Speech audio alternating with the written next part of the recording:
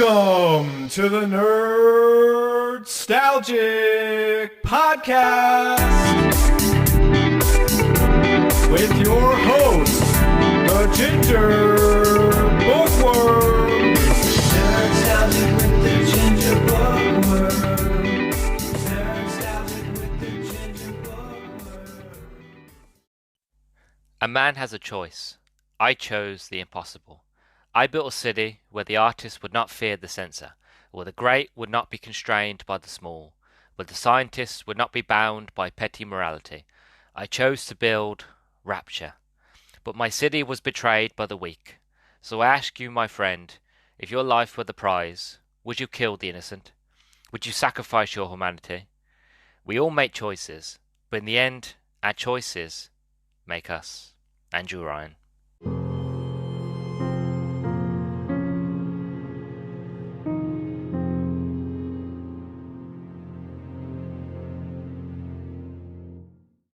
Howdy beans, and welcome back to another exciting episode of the Nerdstalgic podcast. I am your host, Luke the Human. Hope you're doing well, hope you're all good, as per usual. So today, we're going to be talking about Bioshock, the first Bioshock game on the Xbox Series X, the remastered version, which originally came out on the Xbox 360 and a year later on the PlayStation 3. But before I get into all that, I just want to say all the boring stuff first. So don't forget to follow me on Twitter at nerdstalgic_pod for updates on anything and everything that I am doing, from video games to TV shows to what I'm reading and just funny, random, nerdy things that I like to post. And if you listen to this on YouTube, don't forget to like, subscribe and comment. And if you're not listening on YouTube, I have a YouTube channel where I post my episodes the day after they release on Spotify. Just go onto YouTube and type in the Nerdstalgic podcast and you'll find me there. So yeah, that is all the boring stuff out of the way. One thing I will say though, before I fully get into it, if you haven't listened to last week's episode where I deep dive into the prequel novel, Bioshock Rapture by John Shirley, if you haven't checked that episode out, recommend give this one a pause, go back to last week's episode and check that one out. It's not necessary, but I would say it's a pretty good episode and I quite enjoyed it. 2, it's the return of side quests, and I haven't done a side quest in a long time. And 3, I feel it's an interesting sort of topic. I deep dive not just into the book, but I also explain, without spoilers, why the events of the book would actually make for a good movie license of TV show, well, even a TV show or even a movie. Now, since doing that review, I did a little bit more research, and I found that last year, and I can't believe I forgot this, but last year Netflix announced that they had the movie rights to actually doing a Bioshock film, which is quite exciting, really, really exciting. I just hope that they, again, decide to follow the book instead of trying to remake the first game into a film. But, that's neither here nor there. If you want to hear more about that, go check out the prior episode. But it's an interesting topic, and I think all you beans will really, really enjoy it. Right, so Bioshock, let's get into it. This potentially is going to be my biggest and longest episode of Season 2. I've been planning this one for a long time. It's something that I've wanted to do for a long time. I haven't done a deep dive, really, into any game series since last year when I did in Season 1, when I talked about basically the rise and fall of Halo, from the Bungie era of Halo, which was the best version of Halo, and then you've got the 343 version of Halo, and basically from Halo 4, Halo 5, and then all the way to Halo Infinite. And I won't go into full detail about it because we're not going to talk about that, but again, that's another one. If you haven't checked out, go check that one out.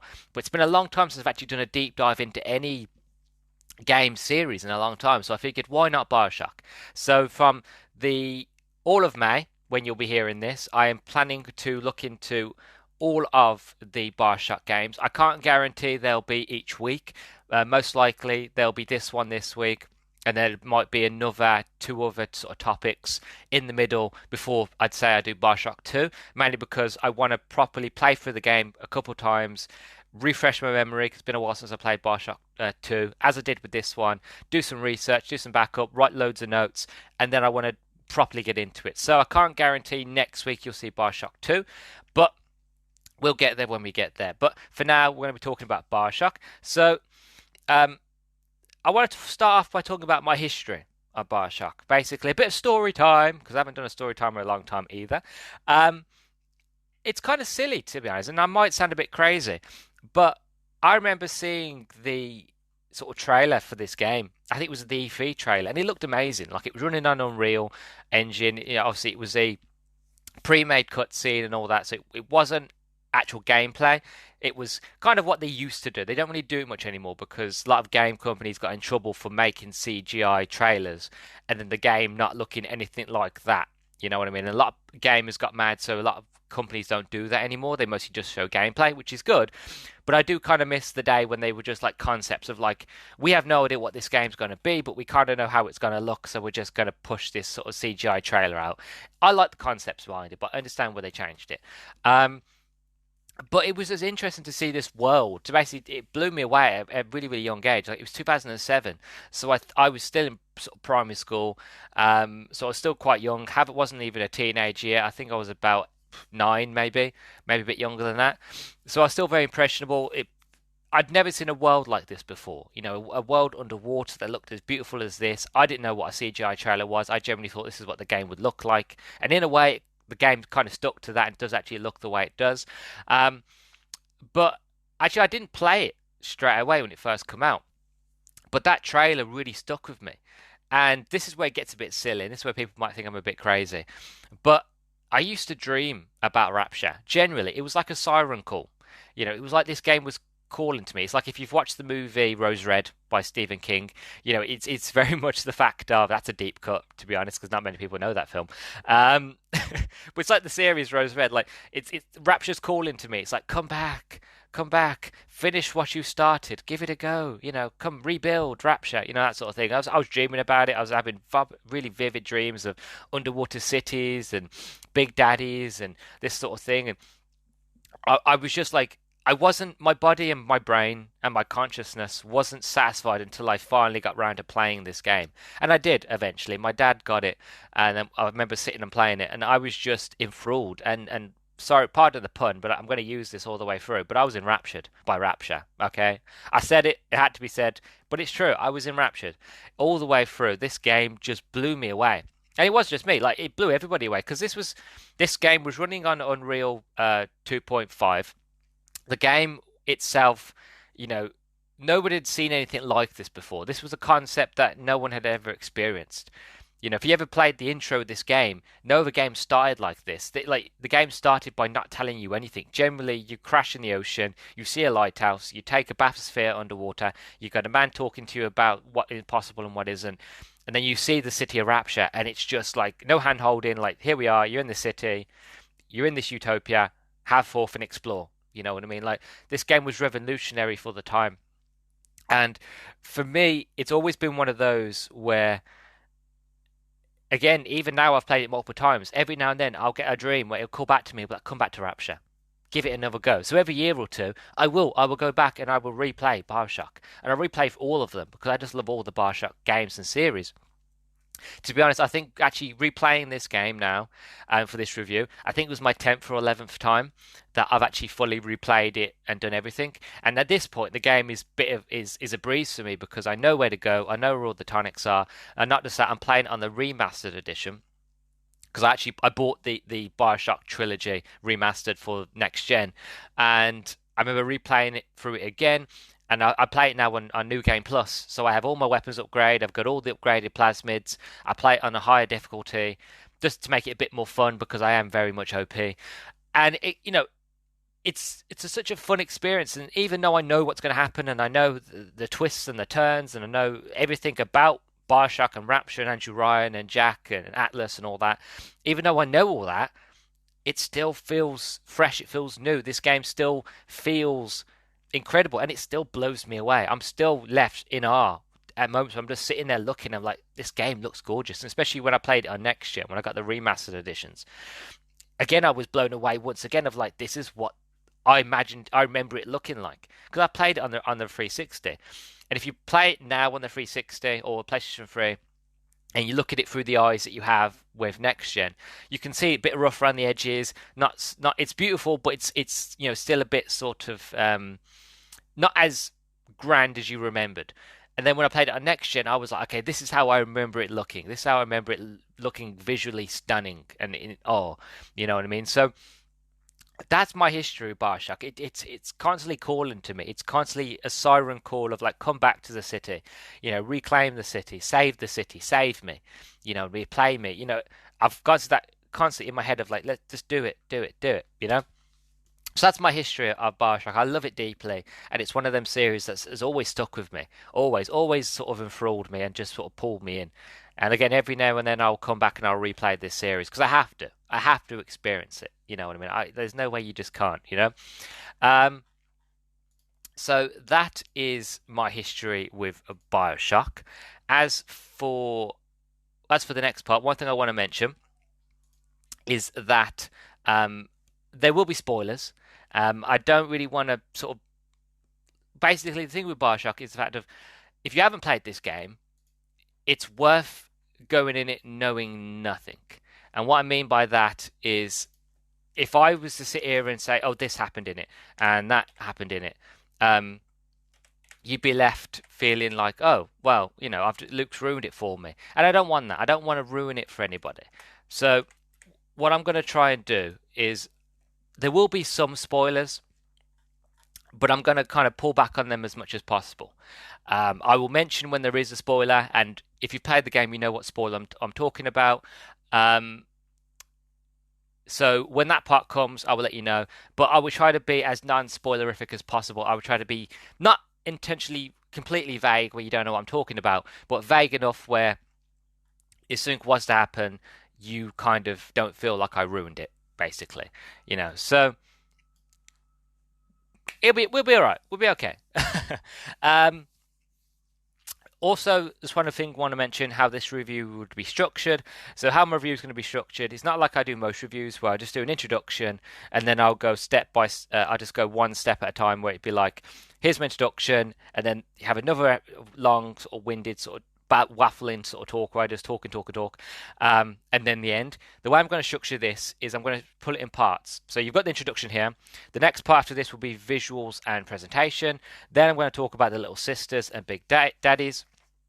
Then it's going to be plasmids and combat, then the weapons, then the research camera, talking about the music, then a few special mentions, and then overall thoughts, and then we'll get nicely into the end. And each one of those will be their own section, so there'll be an interlude in between. As I mentioned, this one's going to be pretty big, pretty long, so basically get ready for the long haul, because I've got a lot to talk about, and I love this game to bits. So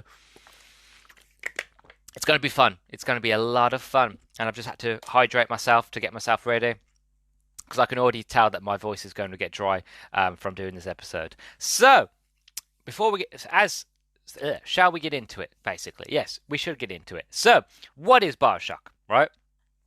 Bioshock is the first game of the Bioshock series. It was released on August the 21st, 2007 in North America, and August the 24th in Europe and Australia, with a standard edition and a limited edition. Bioshock is a genetically enhanced action-adventure horror-themed first-person shooter game by Irrational Games. While exploring the underwater dystopia, Rapture, the player, is urged to turn everything into a weapon, biologically modifying their own body with plasmids, hacking devices and systems, upgrading their weapons, crafting new ammo variants, and philosophy, architecture and society of Rapture were strongly inspired by the works of Ayn Rand, especially the novel Atlas Shrugged. The game itself is described by the developers as a spiritual successor to their previous PC title, System Shock 2. Bioshock received high praise in critical reviews for its atmospheric, audio and visual quality, absorbing and original plot, and its unique gaming experience. Right, so that's to kind of give you kind of the layman's terms of what Bioshock is about. For anybody who's never played it, that's your layman's terms, right? Now for the plot. Bioshock takes place in 1960, where Jack, the sole survivor of a plane crash in the middle of the Atlantic Ocean, discovers the entrance to the recluse underwater city of Rapture. At the end of a civil war, which left most of it in despair, finding himself trapped in a strange and dangerous dystopia, with only a mysterious man called Atlas helping him. Jack has no choice but to fight for his survival against Rapture's mutated monsters and denizens, using all types of weapons and genetic enhancements as he searches for a way to return to the surface. Right, so that's the plot for you. Give you a bit of concept of the storyline. At the start of the game, the protagonist Jack is a passenger on an airliner which goes down in the Atlantic Ocean in 1960. Sometime after ordered society and Rapture has collapsed. After surfacing, Jack finds himself the only survivor of the crash and swims to a nearby towering lighthouse on an island. He finds there a bathysphere, which descends into the ocean's abyss and the entrance to the underwater city of Rapture. An Irishman named Atlas assists Jack in making his way to safety via the service radio found in the submarine vessel. Andrew Ryan, believing Jack to be an agent of a surface nation, uses Rapture's automated system and his pheromone-controlled splicers against him. Atlas tells Jack that the only way he can survive is to use the abilities granted by plasmids, and that he must kill the Little Sisters, accompanying by their hulking armoured protectors, the Big Daddies, to extract their Adam. Inadvertently crossing paths with Jack, Dr. Tenenbaum urges him to save the Little Sisters instead, giving him a plasmid that will safely kill the embedded sea slugs in each little sister, reverting them to normal girls. Atlas says his wife and child have been hiding on a submarine and directs Jack towards it. Just as Jack and Atlas reach the bay where it is located, well, I won't carry on because it'll get a bit spoilers, but that's going to give you the idea of the storyline. But you'll kind of, as you play the game, it will slowly start to piece itself together. You know, it's not drip fed to you. It's given to you gradually. But Bioshock, in terms of story, it's one of them games that and as I talk about when we get to the visual and the presentation, it's the world tells the story, the environment, the level design tells the story, the characters tell the story. You can find these audio logs around the level, which will give you a bit of a backstory to what happened here, to the people that lived here when Bioshock, Rapture was going through its golden age, because there's different ages of Bioshock, and that's one thing why I recommend about reading the book, because you get to see each age of Bioshock, from the first age to the golden age till the third age, and the third age is the Civil War, is when things went to hell, and basically why Rapture is the way you see it when you play the game. So I highly recommend, again, going back and reading the book for all those bits of extra juicy information. It's a fantastic novel. Highly recommend it. Right, so that's kind of the what is Bioshock and the story and the plot. So next we're going to be talking about the visuals and the presentation of Bioshock and Rapture.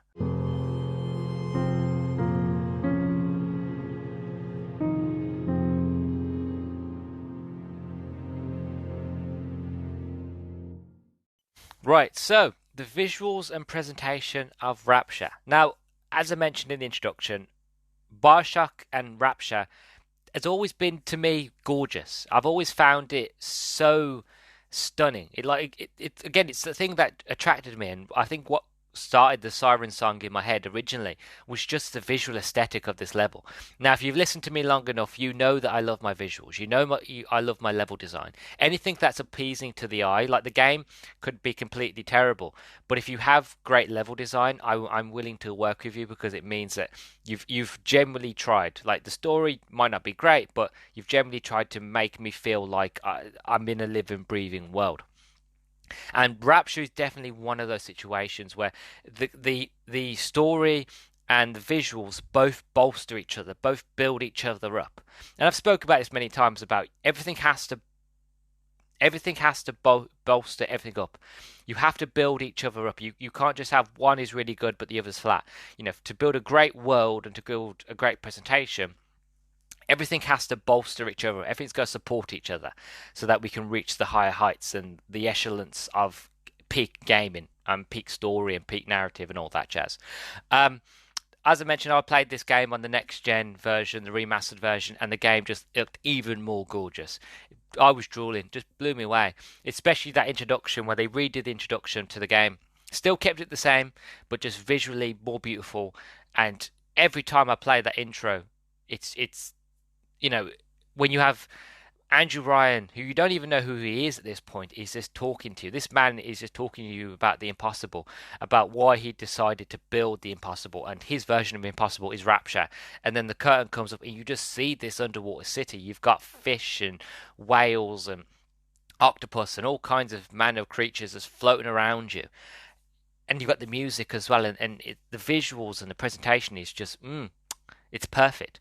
And one bit of nugget of information that I found during my research was that where they got the visual idea for how they wanted Rapture to look was Ken Levine, the man that he's the head sort of writer and designer of Bioshock. He basically, with his missus, went to New York and they got loads of disposable cameras, and they went to places like the Empire State Building, the Chrysler Building, all the old-fashioned sort of 1910, 1920s sort of buildings, architecture, and just with these disposable cameras, just took pictures of the architecture, of door handles, of light fixtures, of the designs, of the art, and they use that as their interpretation of what they wanted Rapture to look like. Because what you've got to remember, it was very much in the style of the 1940s, 1950s, sort of high pop-in 20s, sort of steampunky sort of look. And if you play Rapture and you play Bioshock, you just know what I mean by that. So designers put a lot of work into how they wanted the levels to look, and I have to commend them to that.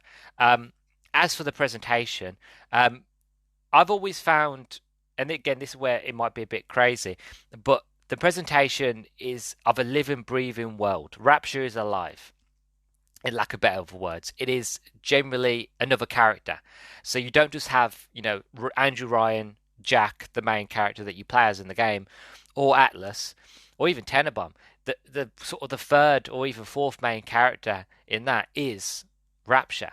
And from my interpretation now of playing this game over and over again, and from the presentation perspective, is that Rapture as a heart, Rapture's alive, right? Its heart is beating and to me, again, this is where it's going to get a bit crazy, but please do bear with me.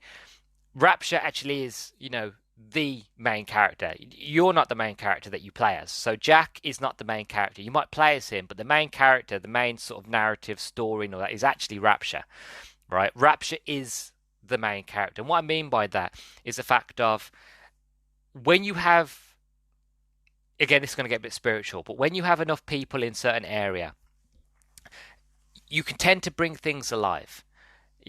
Things have a sort of energy to them, and Bioshock has that energy. When again, it's that siren call. When you actually see it, you can feel it.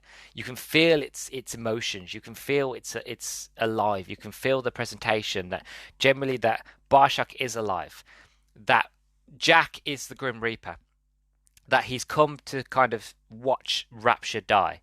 Because what you have to remember is that Rapture is sick. Okay, Rapture was built to be utopia. It was built to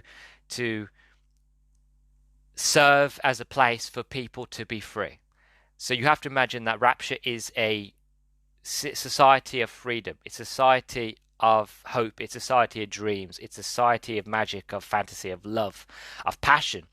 And when you have enough people like that in one area and one sort of place that can't leave, before things start going crazy, you have that criticism, you have that juices flowing, you have that sort of drive, you have that magic, and it brought Rapture to life.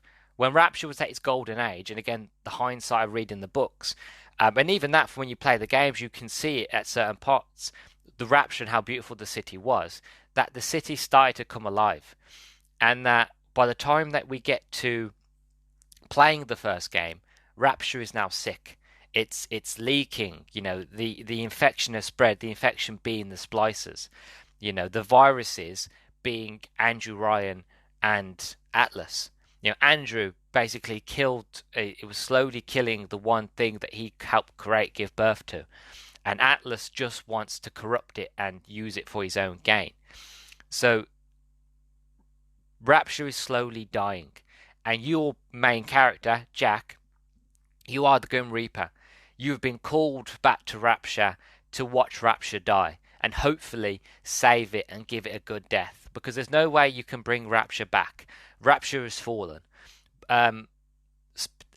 those that are left in Rapture, the splicers, they are gone. There's no way bringing them back. They're too addicted to Atom. You can't bring them back. Andrew Ryan has lost his mind. Atlas is insane, just as much as Andrew Ryan is, if not more at times. Um, there's nothing. There are things worth saving, but you can't save Rapture. But you can help it die slower. And that might sound cruel. You would rather have a quick death, but Rapture's dying anyway. So your job as a Grim Reaper is to kind of find out as to why it's dying, to find out what happened in Rapture, and to slowly, hopefully, weed out those things that are killing Rapture and give Rapture a nice slow death. And you do achieve that. Depending on your choices made that you make in the game, you do achieve that. But that's how I've always seen Bioshock, and from my many times of playing through the game, that's my interpretation of what the presentation is. Because if this is what is great level design, if you just kind of walk around any sort of level that you get in this game, you will see that the level designers try to tell a story in everything. They narratively try to tell stories with dead bodies, how dead bodies are left. What was the last things they were doing before they died? How were they died? How were they killed? And how they died? How were they killed? That sort of thing. And the destruction and the leaking and water dripping down from the ceiling, different sort of cracks. You can see the rot setting in, and you can see actually how the rot set in originally. You know what I mean? And it's great level design, great presentation to show you like this place on the outside. It's like a sponge cake, like a sponge cake. It's beautiful on the outside, and it looks gorgeous, and it looks beautiful, and I'm sure it tastes great as well. Probably not, probably a bit salty and very rust and irony. But on the outside, it's visually appealing. When you first play the game, you first sort of go into their bathysphere, and you see Rapture, it is very much the fact of this place is gorgeous. This is a utopia. This is like the neon still works. There's fish swimming about. The cities look like, there's electricity. The cities look like they're alive. You'd imagine there'd be people who live in there. You try to imagine what the people would look like that live here. You kind of imagine all this sort of stuff. It's not until you get into the Rapture and you meet the first splicer, and then you talk with Atlas, and then as soon as you get out the bathysphere, you can see that there's signs around being like, set us free, let us leave. There's picket signs around. There's bits of luggage that is strewn around as well, where people have come to kind of leave, but they weren't allowed to leave. So people thought they could. They brought their luggage, and they were told they can't. And there was obviously people that rioted, and as so as you go through the game, you see a lot more of these things where there were riots and there were a war and there was fighting, and people were like, "No, no, we should not go." That sort of thing. And again, it's all in the story, and Rapture tells you the story bit by bit, but it's only there if you're willing to see it. If you're willing to sit and you're willing to listen and to visually look, to stop for a second, stop the shooting, stop the killing of splicers, and generally just sit and look around you, you will learn what happened here. You know what I mean? This is why I say, some people might see it as a spoiler for reading the book, but this is why I always recommend reading the Rapture before you play Bioshock, because you get two different interpretations. You get to see the rise and fall of Bioshock, how it was, how it looked when it was being built, how it looked during its golden age, and how it looked when it fell.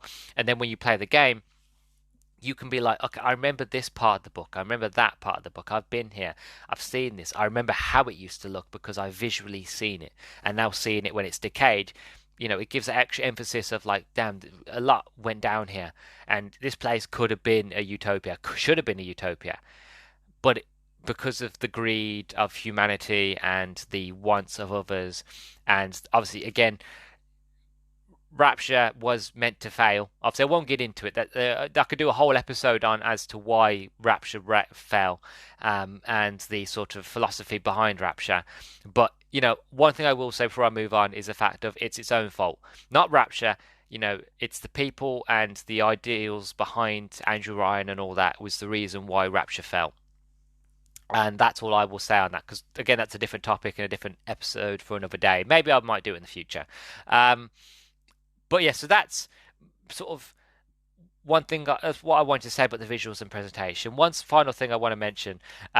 is that there were many times, again, as I mentioned in the introduction, where I found myself just stopping and just to look around at the world of Rapture.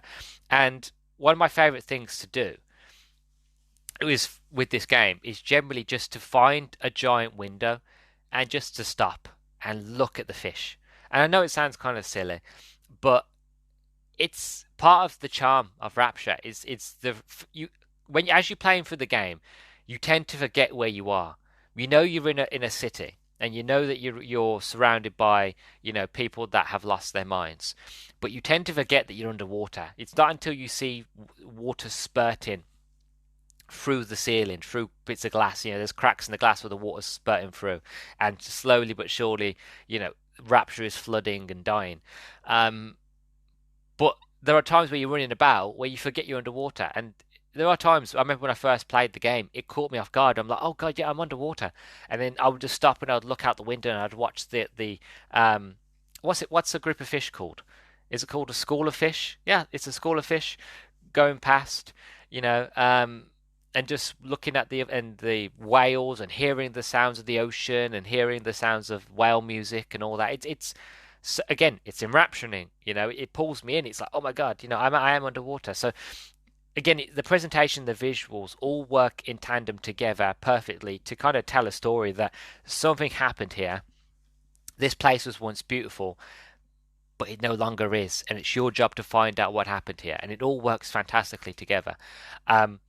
So for that alone, this game is a 10 out of 10 in my books because of just for the visuals. So that is visuals and presentation. So next one we're going to look into is the Little Sisters and the Big Daddies.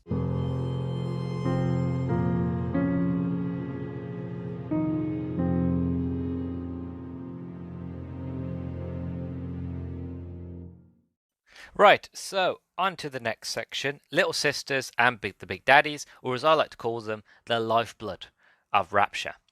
Now, the Little Sisters, originally named as Gatherers by the game developers, are young girls who have been genetically altered and mentally conditioned to reclaim Atom from corpses around Rapture. Little Sisters are almost always accompanied by a Big Daddy. They generally are immune to damage outside of being harvested and have no offensive abilities. Attacking them, however, will incur the wrath of their Big Daddy protectors. Now, I want to do a thought experiment with you all. And again, this is going to seem a bit crazy, it's going to seem a bit weird, but just bear with me. So if we go along with the idea and the concept, as I mentioned in the visuals and presentation part, that Rapture is a living, breathing organism. That Rapture is alive, right? It's slowly dying, but it's still alive. Okay, so we established that the father, the main creator, the person that kind of brought to life the idea and concept of Rapture was Andrew Ryan, and it was the people that helped Rapture flourish, and it was for a long time the golden age lifeblood of Rapture was the people.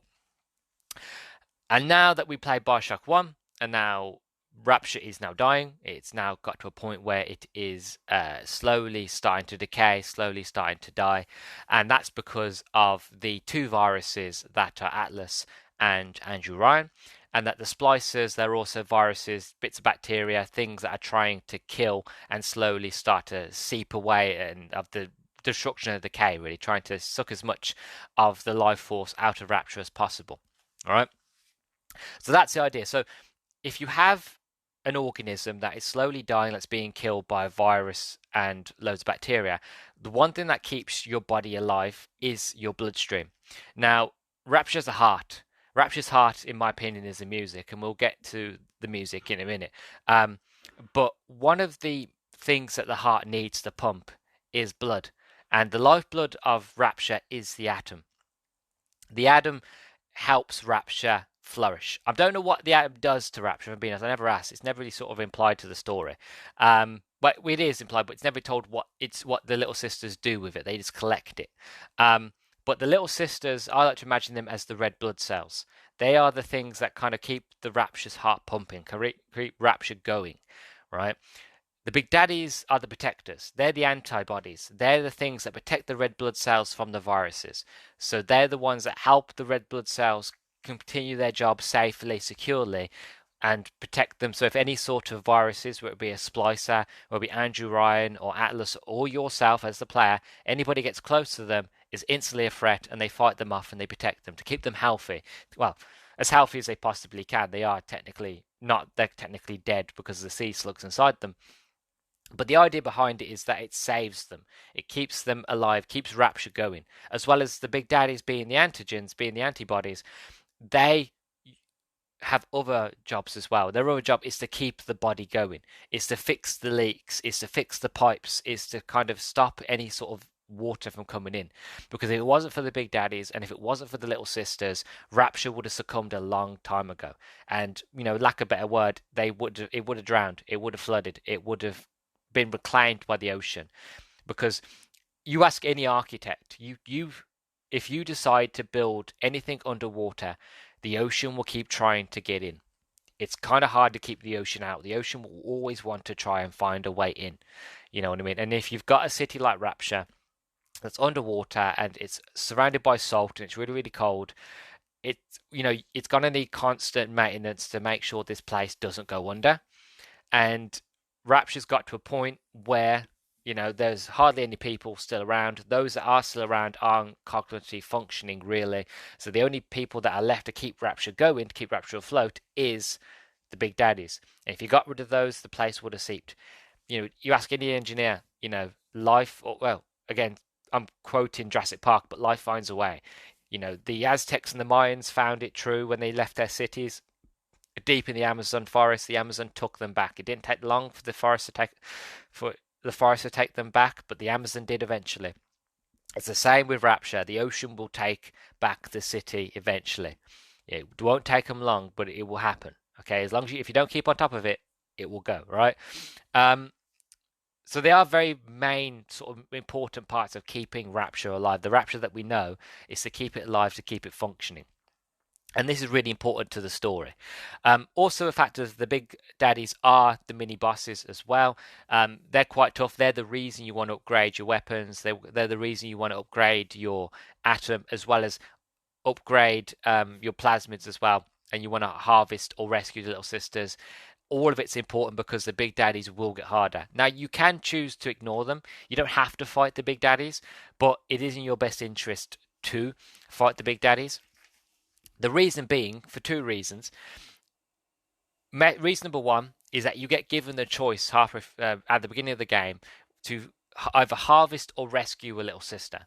Now, if you harvest a little sister, you'll get a big surge of atom, but you will kill the little sister, right? Or you can choose to rescue the little sister. Now, if you rescue the little sister, you will get less amount of atom, but you will save her life, and she will eventually help you.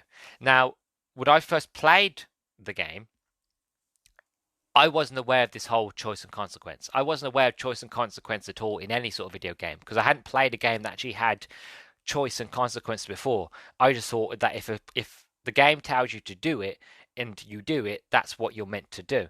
I didn't know that I actually had free will, if that makes sense. I didn't know that I was allowed to not decide not to do that and to do what I wanted to do.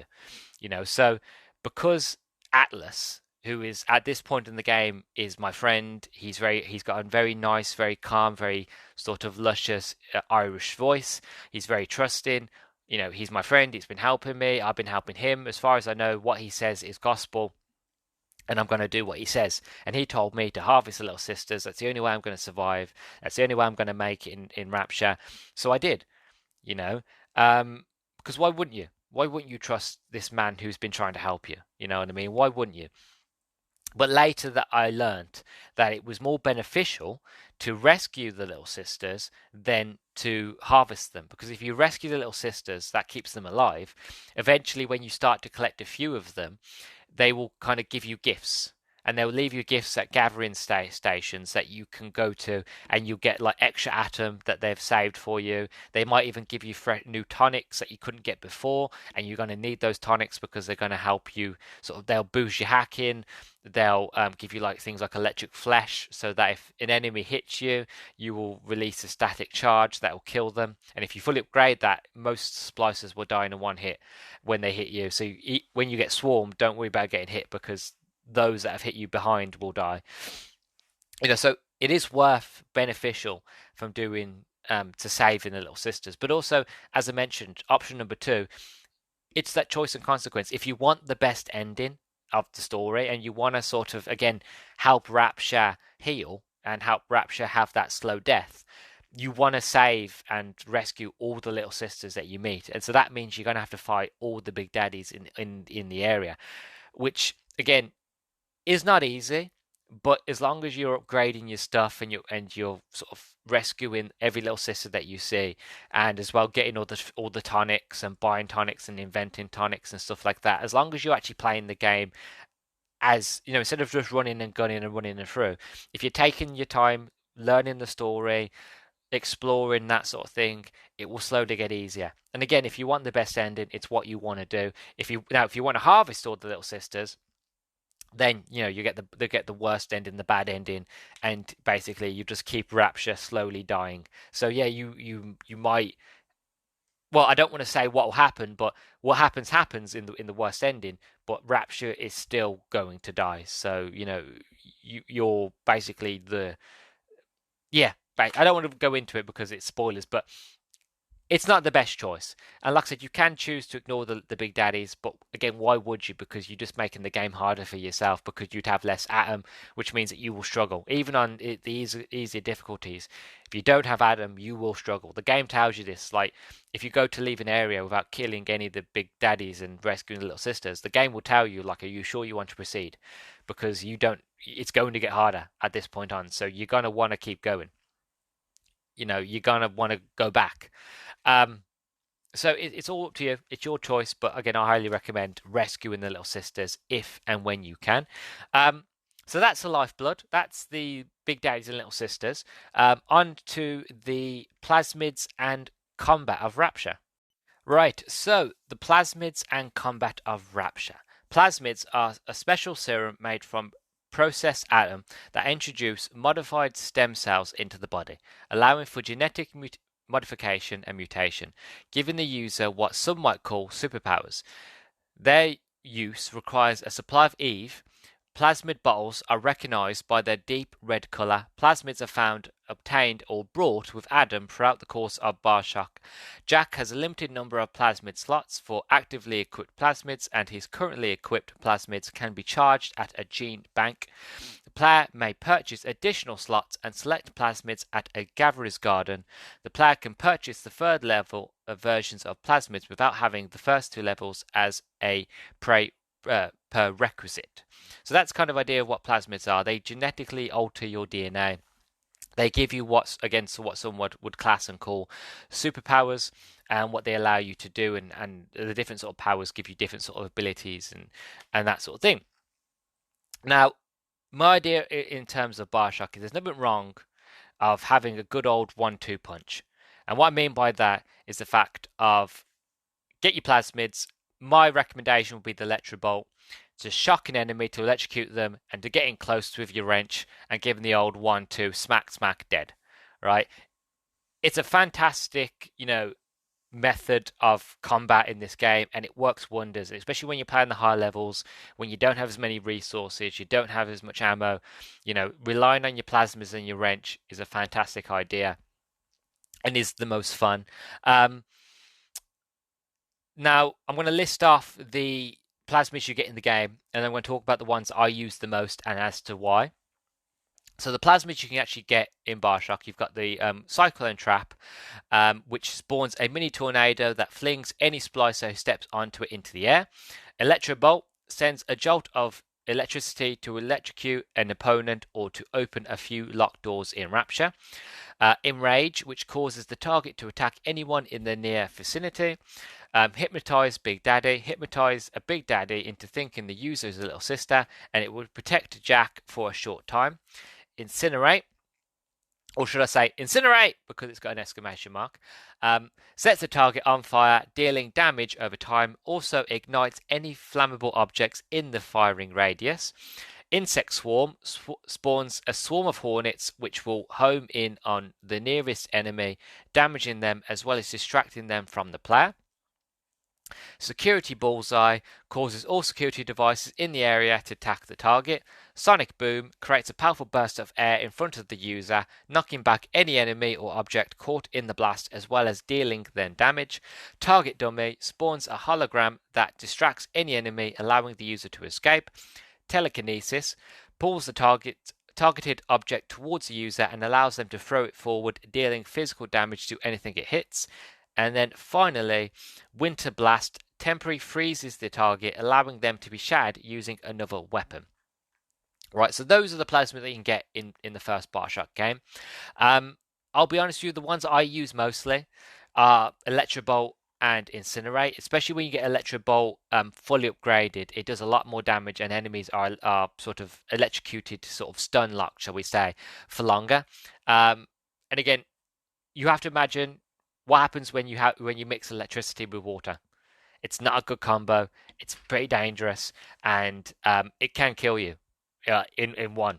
Obviously this is a video game, so enemies don't die instantly, but it should and logically kill you instantly. So again, the logic idea behind it is the fact of, well, why would they use any other plasmids apart from electricity when there's water basically everywhere? Like, there's enemies that can lead enemies into pools of water, and you can shock the water and it will just kill them. It's like putting a toaster in the bath, you know what I mean? Like, it's that sort of death defying cataclysm. It's destructive. It makes sense to use electric in an underwater city, to me anyway.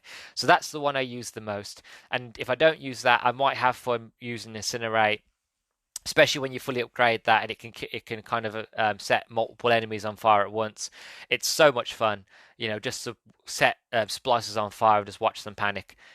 It might be sick and very twisted, but I'm in rapture. I'm with the very sort of sick and twisted people anyway. So why not join in and have a bit of fun and enjoy the carnage? You know what I mean? If you can't beat them, join them, as they say. So those are the two that I use the most. Kind of the Electro Bolt, because it can open doors, and also there are a lot of water puddles everywhere in the game, so it makes sense to use that the most. And Incinerate, just to kind of set enemies on fire, and especially when you fully upgrade it, it can kind of, if you're getting swarmed by splicers, which as the game goes on you do, it does help to kind of to incinerate one enemy, and if there's other enemies close by, it kind of have a sort of a wide effect, and it will kind of incinerate them as well, and it kind of helps with crowd control.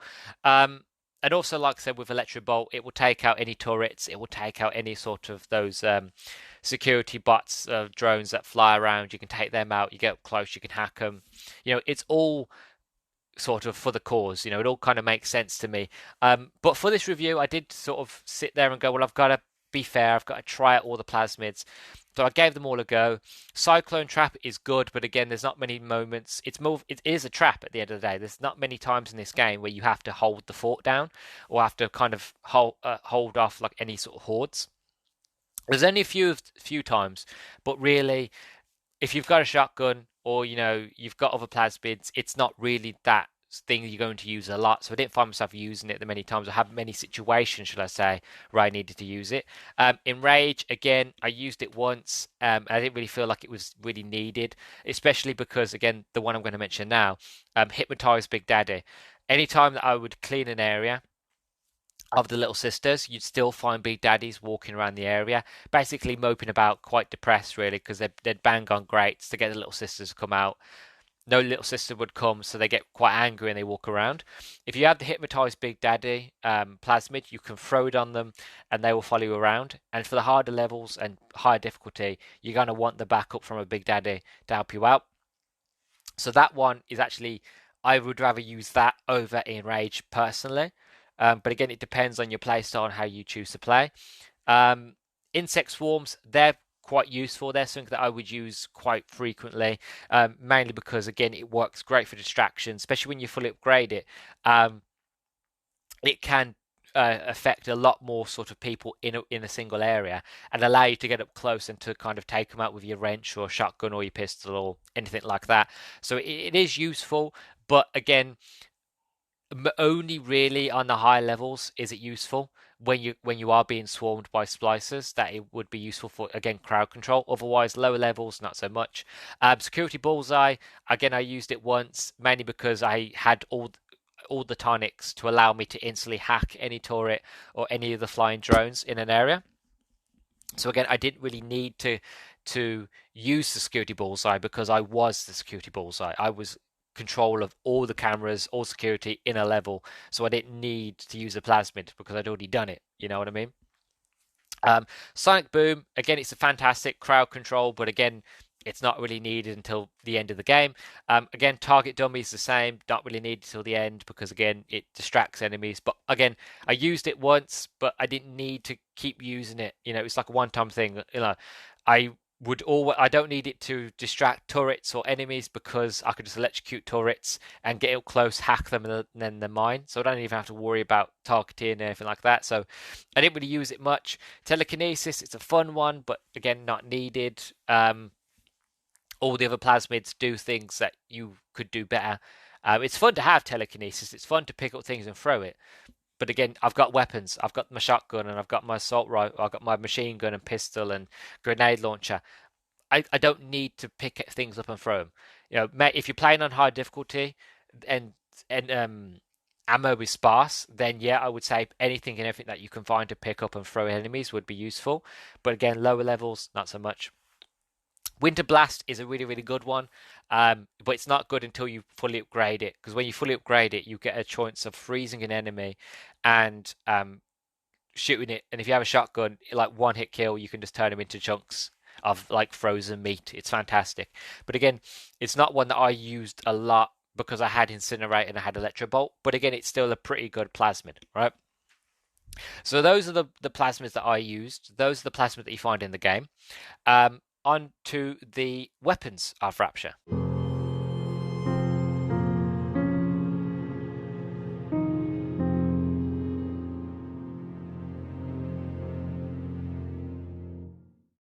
Now, on to the weapons of Rapture. Now, this game has one of the best shotguns in gaming.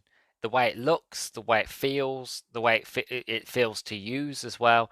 It's, in my opinion, one of the best shotguns in all of gaming, especially when you upgrade it. You fully upgrade that beast. Is a perfecto.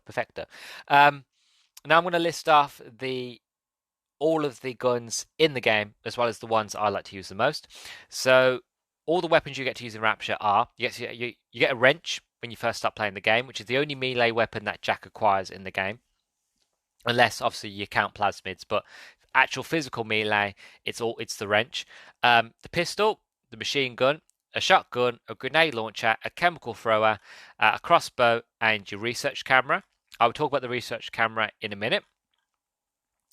Now, again, as I mentioned with the whole 1-2 punch, when in terms of the wrench, if you play on hard difficulties and things start getting a bit difficult, then you will end up using the wrench a lot more. I would recommend, I think it's called Wrench Jockey, which is a tonic that you can take that kind of boosts the amount of damage that the wrench does and how quick you swing it, which you want to get that, and you want to get the sort of shock, I think it's electric flesh tonic, which basically any enemy that gets close to you will electrocute them. So if they touch you or they hit you, they'll get electrocuted.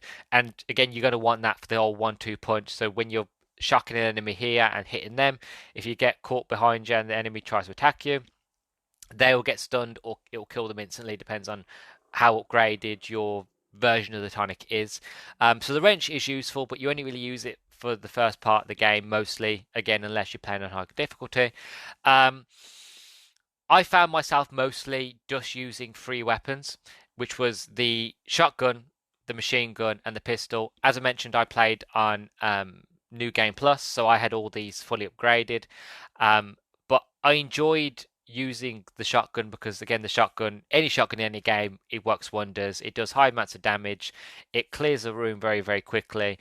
And like I said, it's the best shotgun in gaming, in my opinion. You know, it just works so well, especially when you fully upgrade it and it does more damage, faster reload, and you can kind of have other sorts of bit of ammo. You can have electro fire shot, where you can fire electric at enemies. You can get fire breath, which is you can set enemies on fire with your shotgun shells.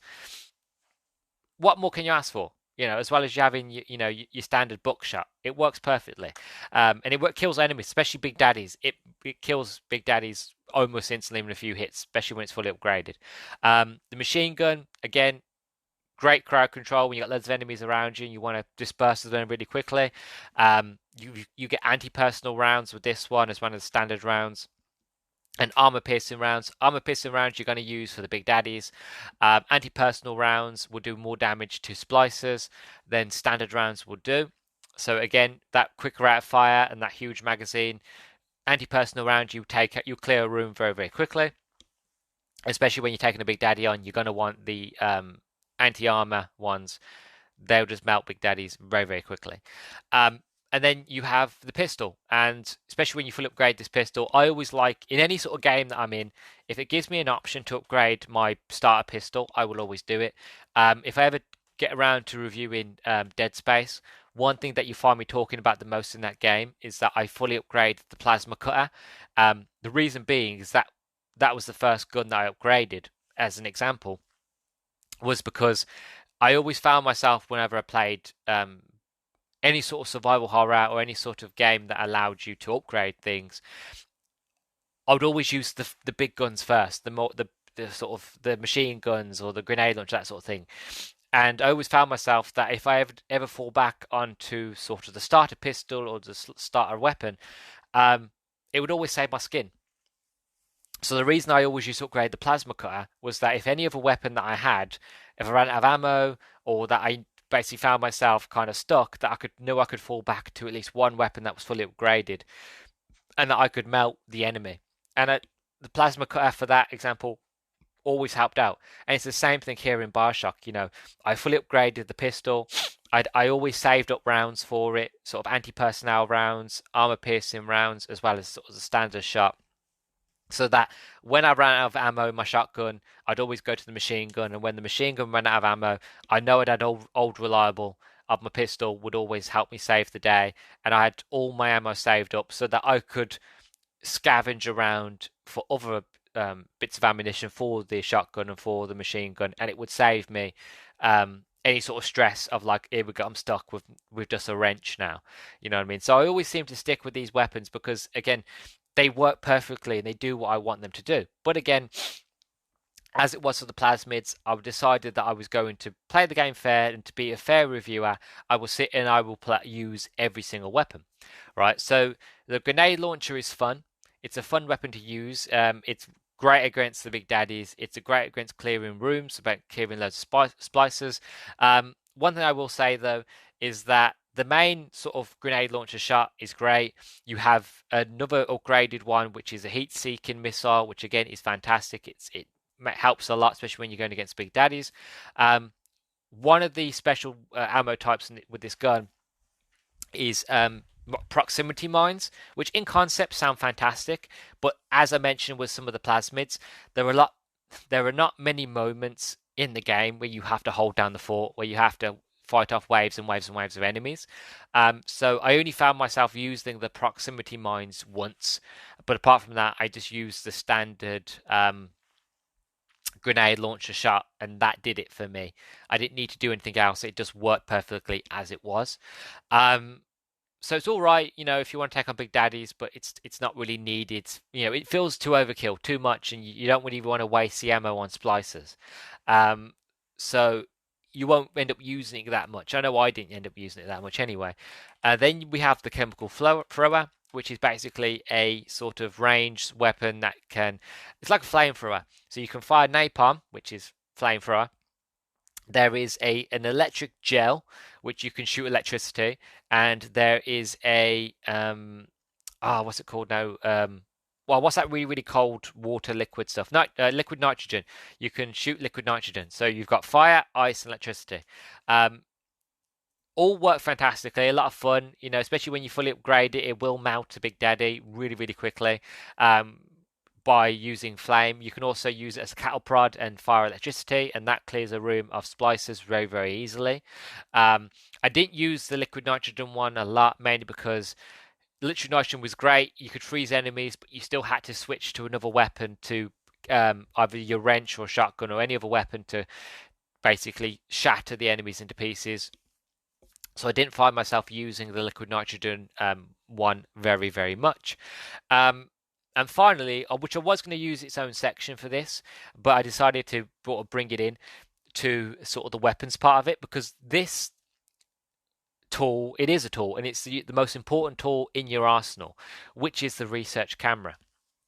The reason why the research camera is your most important tool in your kit, and this is only something that I learned recently, which again I'm going to lose a lot of credibility here from all Bioshock fans and all gamers or anybody who's played this game. I'm going to lose full credibility here, but I only learned recently how important the research camera is and why it's important to do your research. The reason being is the fact of you can upgrade your plasmids as much as you want, you can upgrade your weapons as much as you want, but it doesn't mean diddly, right, if you don't do your research.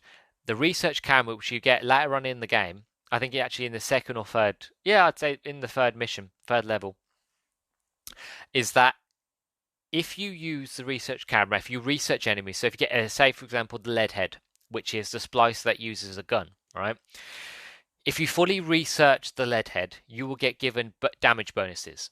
So you'll do more damage to that enemy, as well as you will unlock tonics from doing your research. Now you can research anything. You can research the big daddies, so you do a lot more damage to the big daddies, which, trust me, if you're going to be playing on the harder difficulties, you're going to want to be researching the big daddies. You want to research everything. You want to research the cameras, you want to research the turrets, you want to research the security drones, you want to research every single splicer that you meet, you want to research the little sisters, because it's going to sound weird, but if you research the little sisters, if you take pictures of them, you will then harvest a lot more atom from them. So everything's in your benefit to research, and you want to do it. You don't want to take photos from afar. You want to take photos from close up. So anytime a little sister gets close to you, or you get close to a little sister or a big daddy, make sure that you're fighting the big daddy so you can get an action shot. So get up close and personal, just as they're about to hit you, take a photo and you'll get a bonus to that. But also there are tonics that you find throughout the game that allow you to get double the amount of percentages. So I think the first one's 15% and the other one is 20%. So what I recommend is to equip both the 15 and 20%. That way you'll research faster. Trust me, it will save your life in the long run, especially when the game starts getting a lot more difficult. You're going to want them extra tonics, and you're going to want those extra sort of damage buffs and bonuses, and you're going to want those extra bits of atom that you can collect from rescuing or harvesting the little sisters. Trust me, it will save your life in the long run. There'll be less stress. Just do your research. It's the most important tool you've got. Don't ignore, like I did for such a long time, the research camera. And I found that I unlocked a lot of achievements that I didn't have just because of researching each individual splicer and enemy and sort of anything and everything that I could find, really. And what I'm going to find when I get round to actually playing the Bioshock 2, I'm going to have to end up doing all my research there because I did no research in Bioshock 2. So I've got something to look forward to in Bioshock 2. But one weapon that I forgot to mention, that I've just noticed it in my notes, is the crossbow. This thing I never used in any of my playthroughs. I never used it. I unlocked it, but never used it. I used it here. And again, like the research camera, I felt like a fool. Because this tool, this crossbow is incredible, right? So you've got steel bolts, and you've also got trap bolts, which again, as I've mentioned in nauseam about anything to do with traps in this game, you will not end up using them. They're not useful at all unless you decide to hold up against like loads of security bots and splicers in one room. These things are not worth it, but it will allow you to have explosive bolts and normal steel bolts as well as the trap bolts. One thing I love about this, it's fantastic if you're going to upgrade it and you're going to play this game on a hard difficulty. When ammo starts getting very sparse and very hard to find, this weapon is a life send, because you can shoot a whole sort of magazine into an enemy and kill them and retrieve all of your standard steel bolts. And like I say, if you fully upgrade this thing, you can do headshots and it will kill splicers instantly. This weapon is fantastic, and it makes me wonder why I never decided to use the crossbow, mainly because I'm underwater and you've given me a shotgun, and the shotgun's a beast. That's probably why. But again, do your research, use your research camera, and use your crossbow when you get it and upgrade it. It's a lot of fun to use. So those are sort of your tools of the trade, your weapons of rapture, the things you want to use the most, what I used, and why you should do your research. On to the music of rapture, the lifeblood, the soul, the heart of rapture.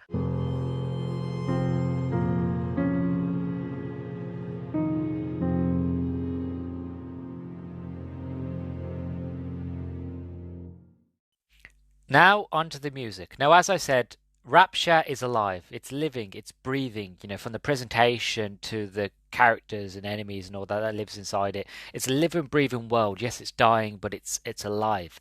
The little sisters and the big daddies keep this place running, keep this place going, keep it functioning to a point. Limping along, but still slowly dying of decay. The music itself. And the reason why music is so important, and I've mentioned this multiple times, many, many times, on many different sort of episodes that I've done, music is incredibly crucial to anything that you do, and specifically in terms of video games and when you're trying to tell a story, because music conveys what the story allows you to hear. What you see and what you feel within a story is conveyed best through music. You know what I mean? So I've always used the example that if you're watching a movie, it's meant to be a very somber, very sad moment. Then if you're experiencing it just by, seeing what they're saying, yeah, it still might be emotional to you.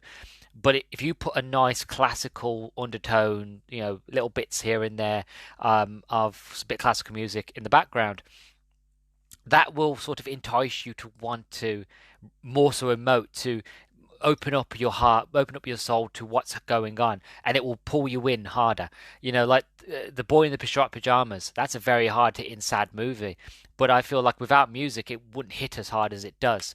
And with the music that they have, I won't spoil it for nobody who's watched it, but it makes that ending, that big reveal, more heart-wrenching because of the music. And I feel like that's the same thing with Rapture. You have the elements and the presentation that shows that this place is still alive, but it's the music that makes you feel and feel its heartbeat, really. It's the lifeblood again of Rapture. It's the thing that makes it feel still livable, that you're not in some desolate ruin under the water, that you are still in somewhere that at one stage was a beautiful and a utopia, and some might say even heaven, in some people's eyes, but is now just a wasteland. And the music conveys that. As I was writing my notes, to get me into the mood of writing my notes and trying to bring back memories and how I felt about different elements of the game, that I went onto YouTube and I put a 24-hour Rapture intro on, and it's the music that plays at the intro of the game, where you're first going down into the bathysphere, and Andrew Ryan first sort of introduces himself to you and introduces the idea behind Rapture. It's those first few minutes between going from bathysphere into Rapture and meeting Atlas and the Splicers for the first time. It's that pure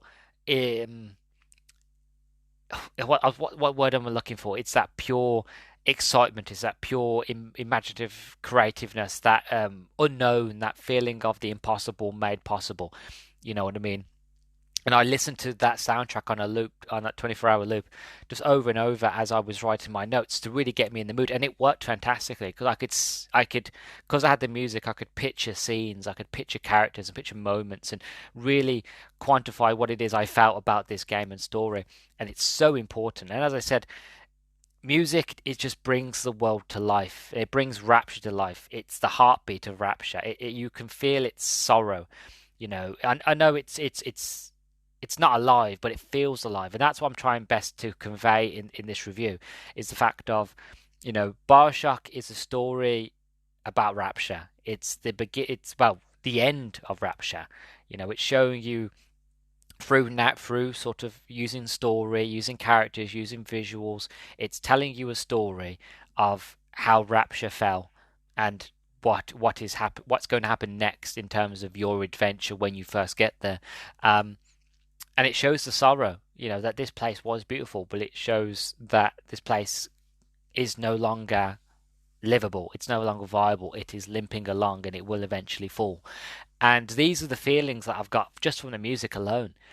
If I'm sure, and when I did music back in school, the teacher used to put a piece of music on. She wouldn't tell us where the music was from, what movie, what play, whatever.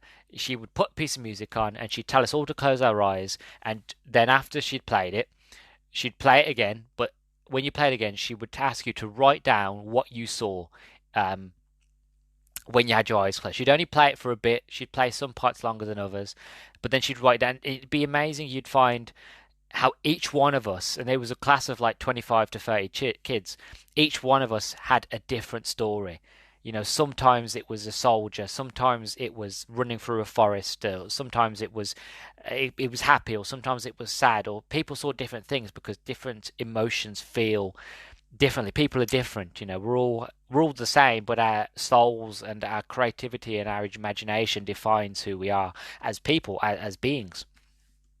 And it was interesting to see the difference. And the reason why that's important here, in video games and in Bioshock more specifically, is the fact of whoever plays it will get a different sense. So for me, I got the sense that Rapture is alive, that Rapture is speaking to me, that Rapture is through the presentation and through the music, it's telling me how to feel. It's telling me to feel sad. It's telling me that it's hurting. It's telling me that um, there was once hope here. Now the hope is gone.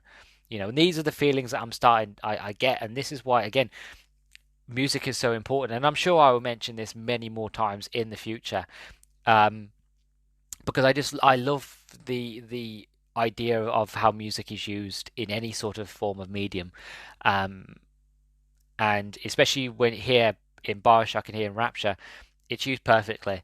It's used fantastically for the whole series, to be honest. But here in this first game, more specifically, it does a fantastic job of conveying to you, the player, when you first get to Rapture till your last sort of time in Rapture, that something bad happened here.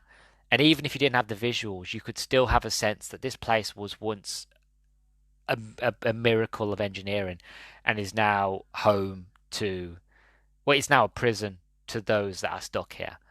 You know what I mean? It's a very sorrowful, very heartfelt sort of story, but told in not through narrative and not through presentation, just by the music.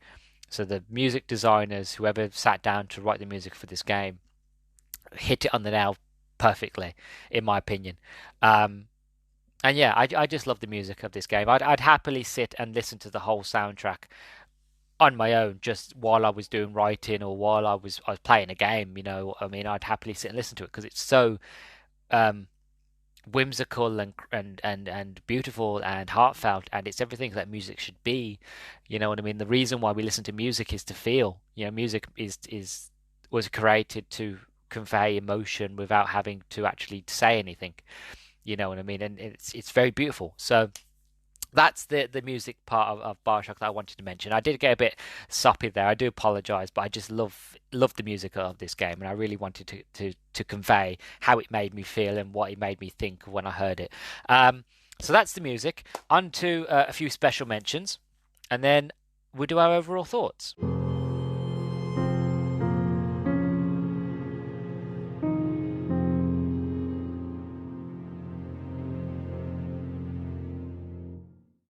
Now, before I ended, and before we get to my overall thoughts, I wanted to have a few special mentions of things that caught my eye and things that I weren't really big and didn't deserve their own sort of section because there wasn't a lot to say about them.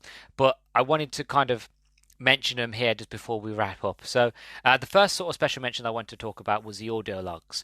I did when I was in university, when I was doing game design at university, we had to do a dissertation, and I decided to do my dissertation on storytelling in video games using different types of collectibles. The actual overall title is very boring. Anybody who's ever been to university, who's ever had to do a dissertation, knows that you have to make these things very dry, very drab, and very sort of to the point.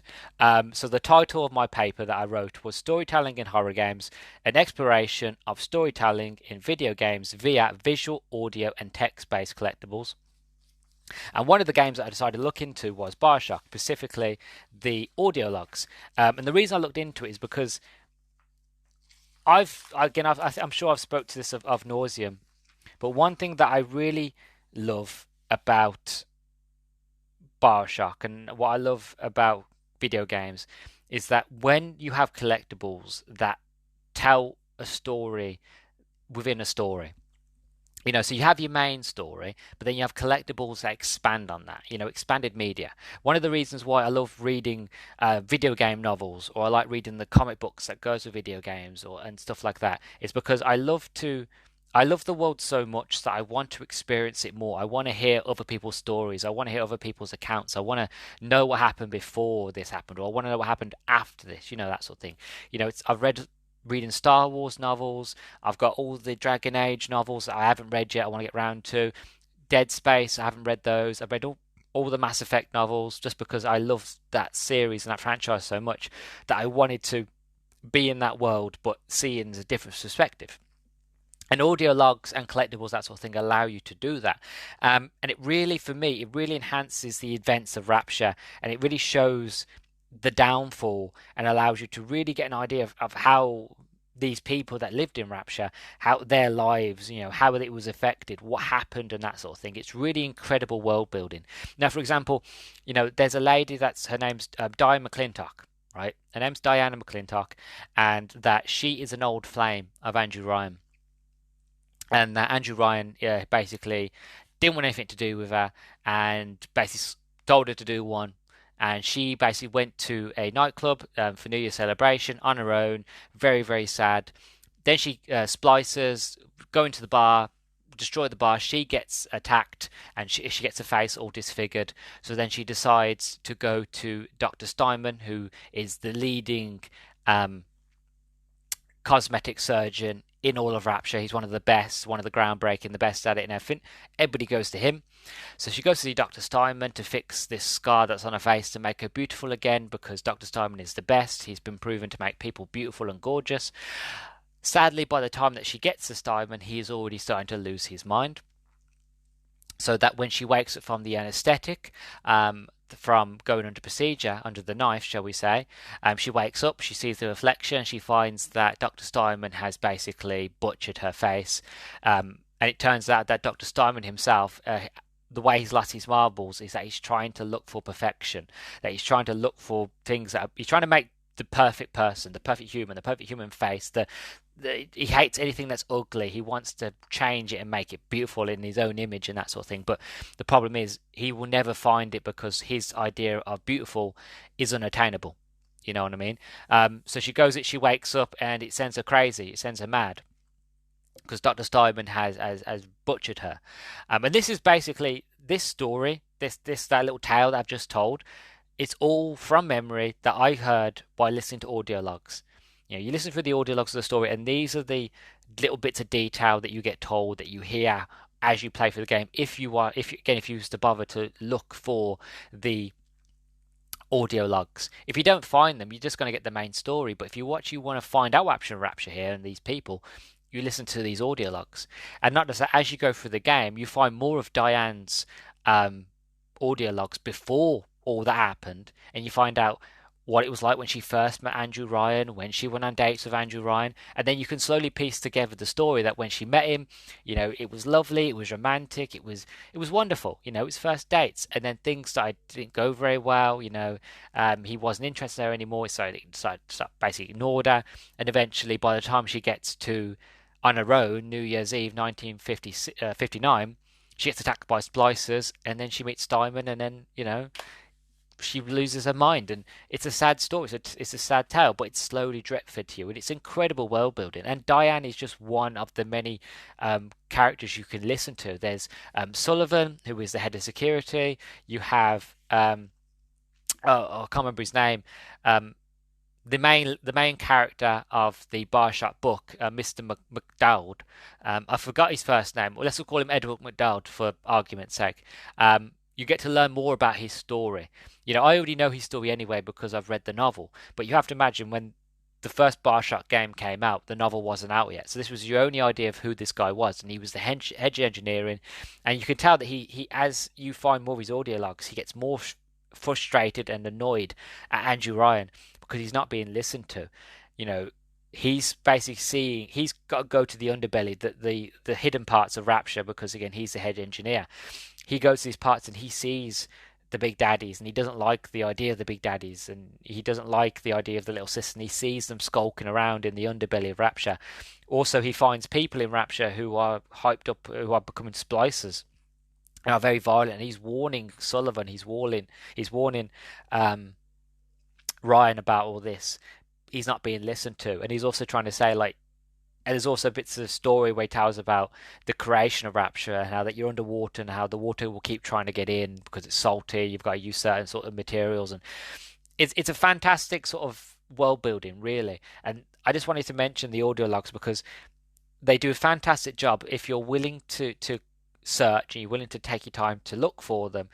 The story that they tell is bar none just as good, if not sometimes better, than the overall story. I know it might be a bit sort of sacrilege to say, not saying that the Bioshock story on its own is not great. It's fantastic, it's epic, it's a masterpiece, really. Um, but it's the extra story that I dig for. I love the extra bit of side content and lore. It makes me want to dig and find out more, especially the more I love and the more I'm interested in a world, the more I want to know more about it. And these audio logs and collectibles under this nature allow somebody like me to do that, and I just appreciate that so much. It adds more life into the world, especially with Rapture. When you meet it, it's dying. It makes it feel a lot more. It makes the world feel a lot more alive and once lived in, once habitable. You know. So I just wanted to mention that. Other thing that I would like to mention is Fort Frolic. Fort Frolic is always confused me when I first played it when I was younger. It always really annoyed me because the first few levels are very quick paced. The first few levels are very quick. They're very sort of um, in your face. You know, you've got plasmids, you've got guns. You know, you find little sisters, you get better, you get more upgraded. So the first few levels, it's very quick. You can run through them quite quickly. If you're not looking for the collectibles, or you're not looking for the upgrades for your weapons or plasmids, anything like that, you're not doing research, anything like that. If you're generally just playing it as an FPS shooter, going from one room to the next, A and B, then you can go through the missions quite quickly. Fort Frolic slows you down, and it intentionally slows you down for a reason. And I'll explain that for a reason in a bit. But when I first played it, I used to hate Fort Frolic because it slowed it down so much that I got bored. I was like, I don't want to take photos. I don't care who this Sander Cohen is. I don't give a p at all. But it's not until I learned game design and that I learned what the ins and outs of how games design, how level design is, and budgets, and how expensive game design is. And actually listening to the Bioshock documentary as well of how what went into making the game, that I realised Fort Frolic is intentionally there to slow the player down, mainly because they had a lot of ideas that they wanted to do for this story and for the game, but due to budget and time constraints, they had to cut a lot of content out, and there were things that they couldn't have, and they had to kind of realize that if we just have the game as it is, if we don't put something in that's going to slow the player down, the player's going to be done in a very short amount of time. So we need to do something that's going to slow them down, and kind of make the game feel longer. So they put Fort Frolic in to allow that. So they put most of what their budget into doing that area. That's why that area is so beautiful and done so well, because it's meant to be a spectacle. It's meant to be, you kind of stop and you look around and it's gorgeous. But also taking the idea of the research camera and showing you, like, maybe you should use the research camera more. Kind of, there is benefits to using it. So it slows you down, makes you want to appreciate what's going on around you, as well as use the research camera, take pictures. But it also kind of shows the idea of the real world design. It allows you to sit and appreciate how beautiful Rapture once was before it went under. You know, what Rapture stood for, the idea between entertainment and freedom, and allowing to have fun, you know, not worry about people, you know, telling you you can and can't do this. It's about expression, it's about fun, it's about being a child again, you know, being able to frolic, to enjoy, to have fun. You know what I mean? Um, So I wanted to mention Full Frolic because it interests me to find out that it was put there intentionally to slow the player down, intentionally slow them down, but it's also there, as a way to appreciate what's there. So I just wanted to bring that bit up because I thought it was interesting. Um, this next part that I wanted to mention is a spoiler. So up until this point, there's been no real sort of spoilers. But if you don't want any spoilers at all, because this is a big one, it's the big twist of the whole game. So if you don't want this, I will let you now know that I'm going to spoil it. So I'm going to give you the count of five, to pause, to leave, to play the game, to come back, and we'll talk about it. So 1, 2, 3, 4, 5, 5.5, 5 3/4. Okay, so all the people that didn't want it spoiled are gone. Those that are left, you obviously know what happens, or you're not interested. But the idea behind "Would you kindly," that's one of the big sort of things in this game, and it blew my head off when I first found it, and it's honestly one of the best twists in any video game or any movie ever. Like I love M. Night Shyamalan, I love that guy. Signs not so much, but I like M. Night Shyamalan, right? One thing I love about his movies, I love his twists. I don't always see them coming. They're not always clever, but they're done in such a way where I'm like, oh, this is quite good actually. You know, I love a good twist in a movie. I love a good twist in a game. And the idea of "Would you kindly" is one of the best subliminal messages and one of the best twists ever in anything. Again, that's my opinion. The reason I think that is because it's just a phrase. "Would you kindly?" It's a phrase that I'd heard before I played the game, by my grandparents. "Would you kindly do this for me? Would you kindly do that?" It's just a phrase. But when it's when it's used in such a way in this game, it's clever, very clever. And it also, another thing that I found while I was listening to the documentary of how they made Bioshock is that originally the voice of Atlas was going to be, I think it was like a Western sort of, think of Yosemite Sam, like howdy. I'm not going to do an American. I don't want to offend anybody, but think of Yosemite Sam from the Looney Tunes or the giant chicken from Looney Tunes. They're going to have a very southern, very Kentucky sort of sound voice for him. But instantly, when they had that voice, any of the playtesters or any people in the team that were testing the game instantly did not trust Atlas, did not trust who he was or what he was saying, even if he was trying to be kind, didn't trust him. He just had that type of accent and voice that just think, this guy's slimy. There's something about this bloke that I don't like.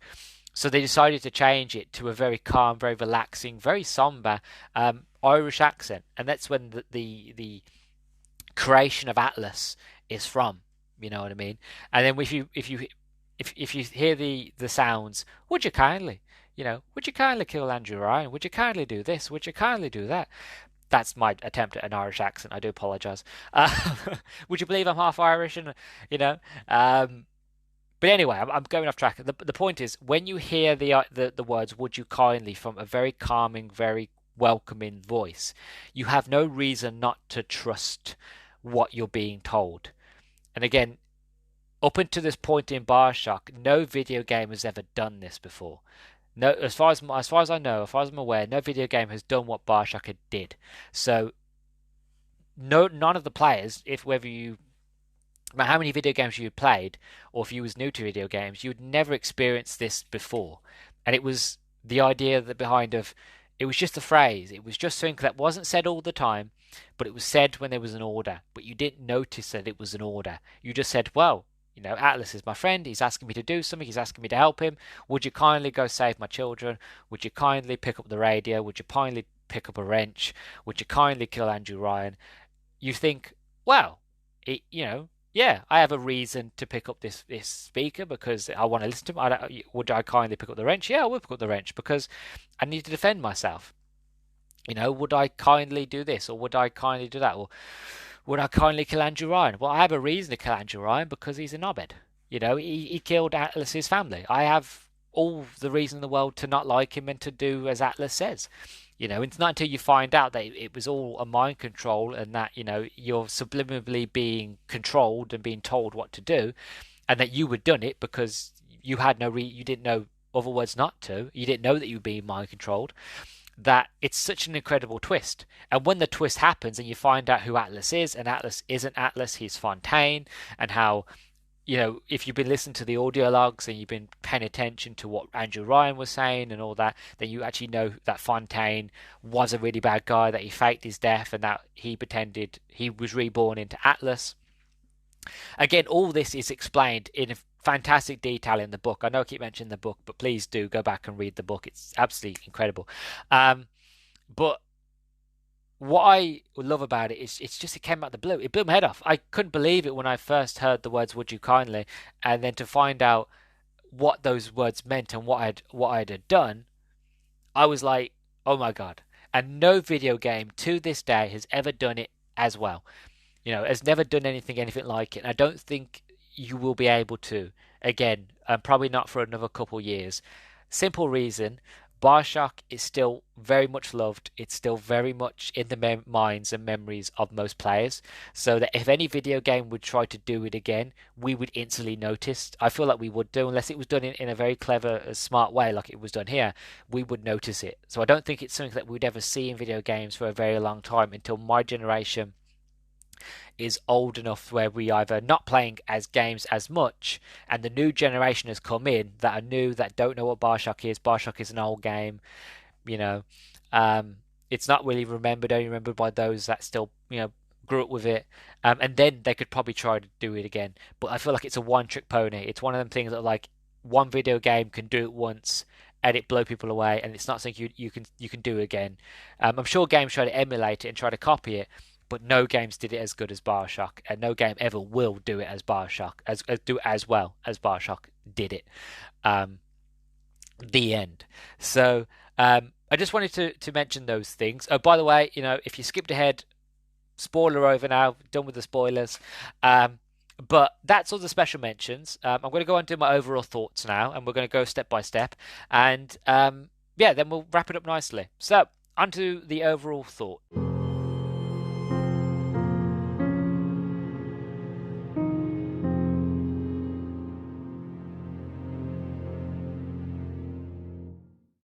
So here we are, my overall thoughts of Bioshock. Well, overall, in my opinion, Bioshock is, and again, this is my opinion, you don't have to take it if you don't like it, but in my opinion, Bioshock is a masterpiece.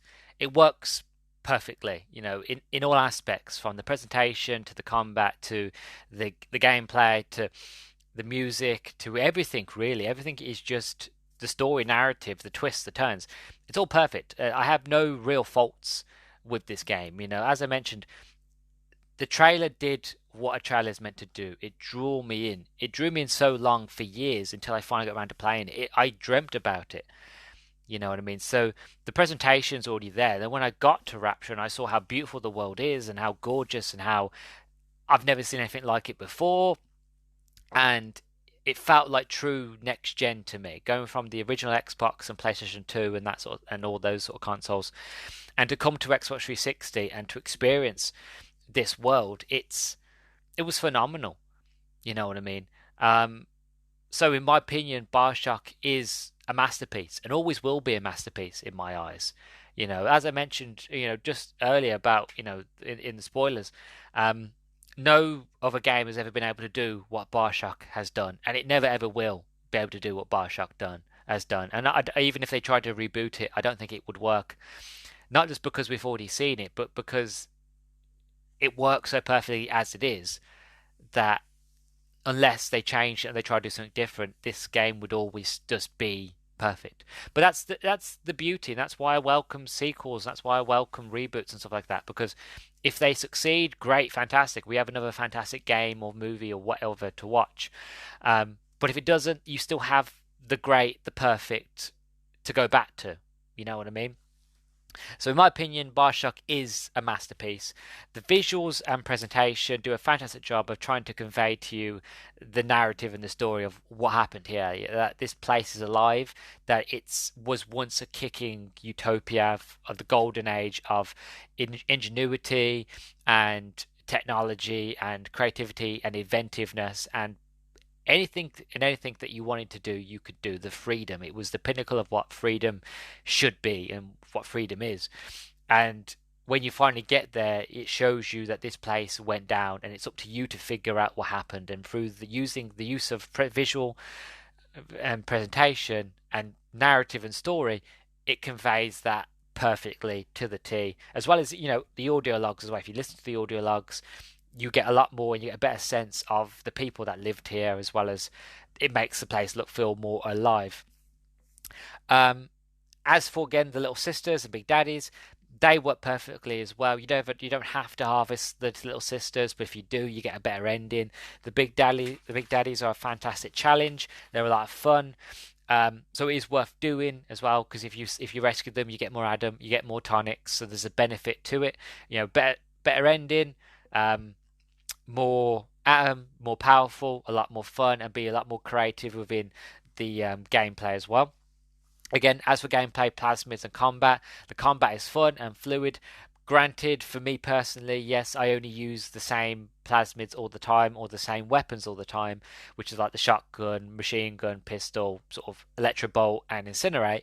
Granted, I use them all the time, but for new players, it allows creativity. It allows the freedom to be like, I'm going to try this one. I'm going to try that one.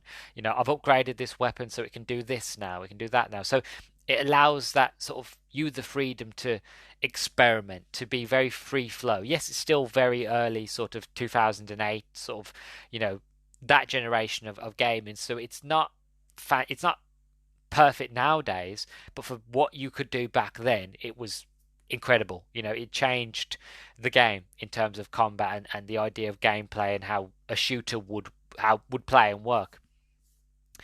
So it might not be incredible today or revolutionary, but back in the day, it was next gen. It was, everything about it was just like inventive and ingenuitive. The research camera was a fantastic bit of tool that, again, like the combat, it allowed the freedom to be like, if you use it, it will be beneficial to you in the long run, because the game would be made easier. You know what I mean? So again, research camera, very, very ahead of its time. As for the music, again, music tells the story. Music allows the narrative to flow a lot more seamless, instead of a raging torrent of just information and facts like pow, pow, pow, pow, pow. Would you kind of this? Would you kind of that? Rapture's this, Rapture's that. Is a man not a sweat of his brow? Andrew Ryan, Fontaine, blah, blah, blah, blah. Instead of being spurted and basically shotgun blasted in the face with information, it's a trickle, and the music helps.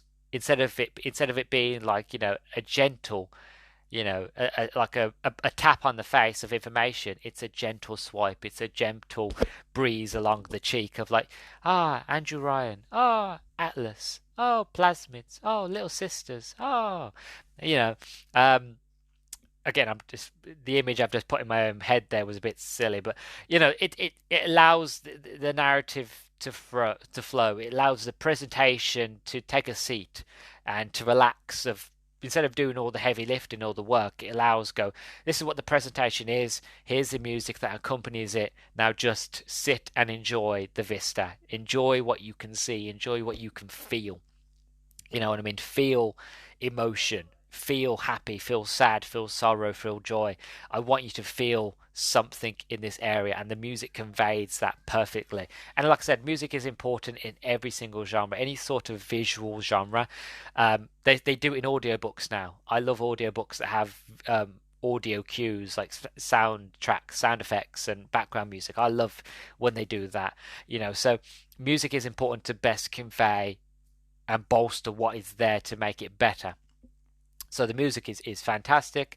Again, Fort Frolic and the audio logs, they do a fantastic job. The audio logs do of showing you more of the story, and Fort Frolic allows you to really appreciate what is going on within the narrative. So overall, I'll come back to it. My overall feeling is Bioshock is a masterpiece, and I love it, and I always will, and I'll always come back to Bioshock, and it feels like home. I know it's an odd thing to say, but Bioshock for me was and is one of the best games I ever played on the 360. And I've spoke on nauseam how much I miss the 360 days. Those were the pinnacle for me of who I am as a gamer. The 360 days, really, they really defined and shaped who I was, and it was because of stories like Bioshock really sort of pushed me to want to explore video games and game design, because I wanted to know how they did that. And when I learned the tricks of the trades, um, even now when I play a game, because I know, because I've seen behind the curtain, I've seen, the controller behind how it all works, how I know why certain things happen in certain video games. There are certain games now where I'll play and I try to ignore it, but because I know how it works, there are times I know why that music happened, or I know why this is here, or I know how that was done, or all this jazz. But even with Bioshock, when I was playing through it, it didn't happen. It didn't come up. Like, I knew how things were done, and I could sit and explain to you how they did certain things. Um, but because again the story was so impactful, and because it had so much nostalgia to me, that I just shut it all off.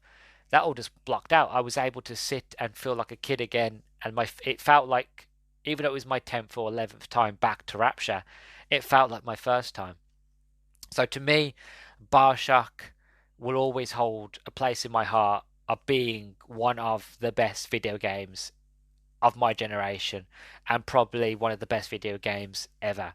And I don't think I'd be alone in be alone in with that. So to me, Bioshock is a masterpiece. And that's all I've got to say about it. I've been talking now for probably an hour, and maybe an hour 30, maybe this point. I don't know. But I've really enjoyed my time talking about Bioshock, and I'm really glad that you folks were here to join me, to allow me to gush over something that I love so much and that I'm passionate about. I do apologise if this ran over and went longer than I'd planned. I will try to cut it down in the editing, but it might still be a very, very long episode because of research and stuff like that. But thank you for joining me. I'm not going to do a interlude and do the end. I'm just going to do it here so it doesn't run any longer. If you're interested in me, or you're listening interested in the stuff I talk about, you can follow me on Twitter at nerdstalgic_pod to be updated on everything and anything that I'm doing there. You can also find this podcast on Spotify. You can find me on Anchor, Google Podcasts, Amazon Music Podcast. You can find me on Audible. You can find me on YouTube. If you listen to this on YouTube, please like, comment, subscribe, share it with friends. I want this episode to explode. I want it to do really, really well. The last Bioshock episode has been doing really, really well, so I want this one to doubly explode.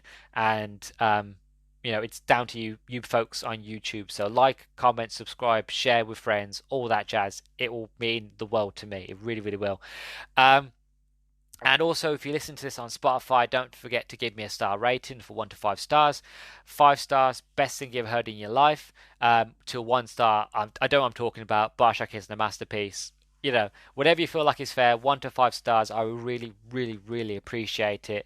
And so you've been listening to the Nerdstalgic podcast. I have been Luke, your host. Thank you very, very much for listening. I appreciate you deeply, and I hope you enjoy the rest of your day. I've been Luke. This is the Nerdstalgic podcast. Signing off. Bye-bye.